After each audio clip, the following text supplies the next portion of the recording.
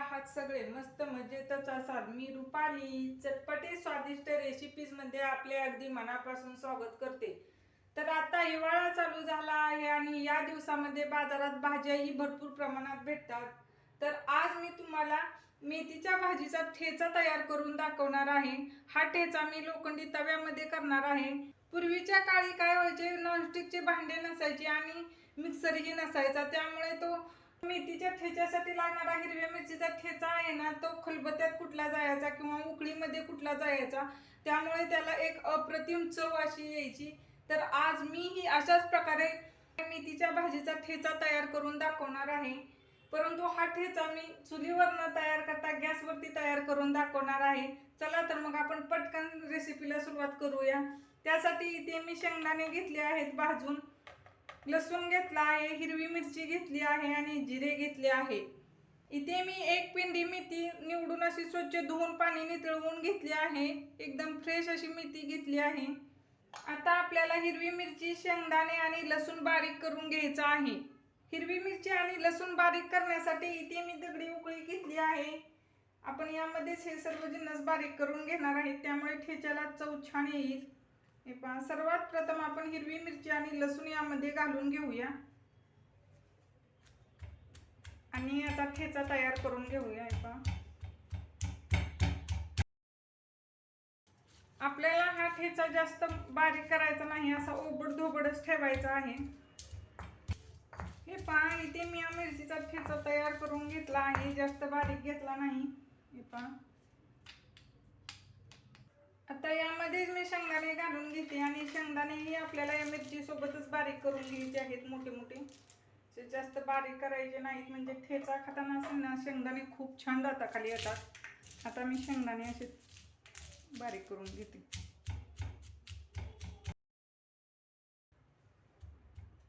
हे पहा, इथे मी हे शेंगदाणेही असे बारीक करून घेतले आहेत. आता आपल्या भाजीसाठी लागणारा ठेचा बनवून तयार आहे. मस्त, आता मी काढून घेते. हे पण जास्त बारीक केला नाही मी, असा मोठा मोठाच ठेवला आहे.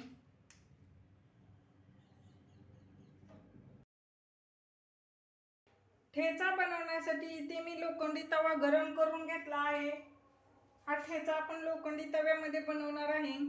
तर यामध्ये मी तेलाच्या केटलीमध्ये असतात ना, त्या 2 पळ्या तेल घालून घेते आणि तेल छान गरम करून घेऊ. हे पहा, तेल छान गरम झाले आहे.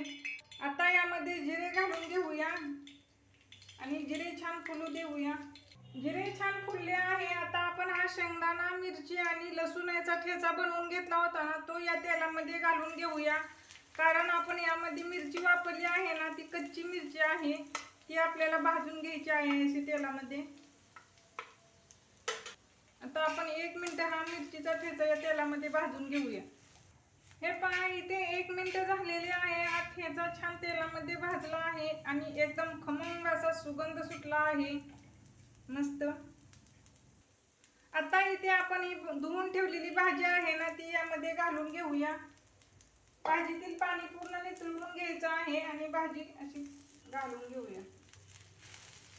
एकदम फ्रेश अशी भाजी घेतली आहे आणि ही भाजी आपण छान मिक्स करून घेऊया. हे पहा, इथे मी सर्व भाजी छान मिक्स करून घेतली आहे. आता आपण यावरती झाकण ठेवून घेऊया. यामध्ये मीठ लगेचच घालायचे नाही, कारण भाजीला मीठ टाकल्यामुळे पाणी सुटते, त्यामुळे आपला ठेचा असा पांचट होईल. तर 5 मिनिटं आपण ही भाजी शिजवून घेऊया. हे पहा, इथे 5 मिनिटं झालेली आहेत. आता आपण हा ठेचा उघडून पाहूया. मस्त, अजिबात पाणी सुटले नाही या ठेच्याला. एकदा छान मिक्स करून घेऊया. तर यामध्ये आपण चवीपुरते मीठ घालून घेऊया आणि मीठ ही छान मिक्स करून घेऊया. आता आपण यामध्ये मीठ घातले आहे, त्यामुळे 1 मिनिट हा ठेचा आणखीन झाकून ठेवूया आणि 1 मिनिटाने उघडून पाहूया. मीठ टाकून 1 मिनिट झालेले आहे. हे पहा, मीठ टाकल्यामुळे आपल्या ठेच्याला असे पाणी सुटले आहे. आता वरून थोडी फ्रेश अशी कोथिंबीर घालून घेऊया. ऑप्शनल आहे कोथिंबीर घालणे, परंतु कोथिंबीरीमुळे आपल्या ठेच्याला खूप छान चव येते. कोथिंबीर छान मिक्स करून घेते। आता आपल्याला हा ठेचा झाकून ठेवायचा नाही, कारण झाकल्यामुळे त्याला आणखीन जास्त पाणी सुटेल। मी गॅस बंद करून घेते आणि ठेच्यासोबत खाण्यासाठी एकदम खमंग अशी बाजरीची भाकरी तयार करून घेते। त्यासाठी इथे मी बाजरीचे पीठ स्वच्छ चाळून घेतले आहे। आता आपण यामध्ये चवीपुरते मीठ घालून घेऊया।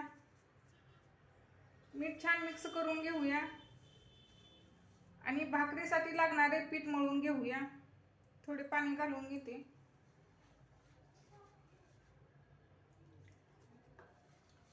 एकदम पाणी घालायचे नाही, नाहीतर भाकर अशी थापता येणार नाही, पीठ पातळ झाल्यामुळे।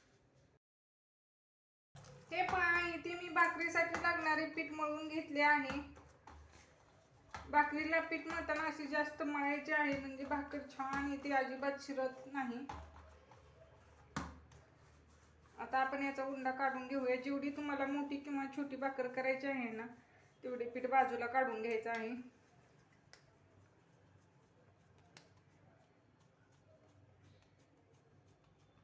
आता आपण ताटामध्ये सुके पीठ घालून घेऊया। यावरती हा उंडा ठेवून घेऊया आणि वरून हे असे पीठ टाकून घ्यायचं आहे आणि भाकर थापून घ्यायची आहे।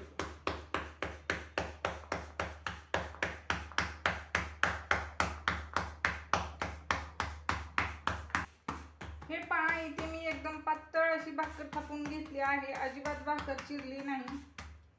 आता आपण ही भाकर भाजून घेऊया।